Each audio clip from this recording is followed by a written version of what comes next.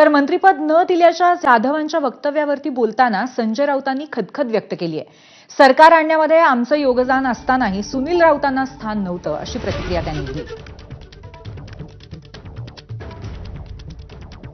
उद्धव ठाकरे यांच्या मंत्रिमंडळामध्ये अनेकांना स्थान मिळालं नाही, सुनील राऊतांना मिळालं नाही, त्यांचा हक्क होता म्हणून आम्ही रडत बसलो का? नाही, ठीक आहे, पक्षाची भूमिका आहे, सरकार आणण्यासाठी माझं योगदान होतं, पण सुनील राऊतांना मंत्रिमंडळात नाही घेतलं।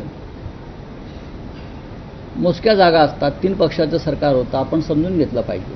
चाणाक्ष, हुशार, तडफदार असे लोक होते खूप, त्यांना घेण्याचा पक्षाने निर्णय केला, आम्ही त्या निर्णयात सहभागी होतो सगळे। माझ्याकडे याविषयी चांगली माहिती आहे खरं म्हणजे। भास्कर जाधव नेमकं काय बोलले होते आपण पाहूयात।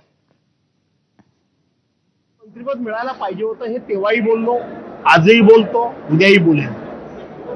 का मिळायला नको होतं त्याचं कारण कोणाकडे असेल तर ते स्पष्ट केलं पाहिजे, परंतु नाही मिळालं म्हणून काय रडत बसायचंय का?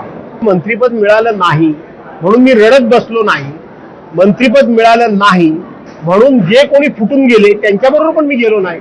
मी लढतोय, पण नाही मिळालं हे नाहीच मिळालं ते बोललं तर काय, ते चुकीचं काय?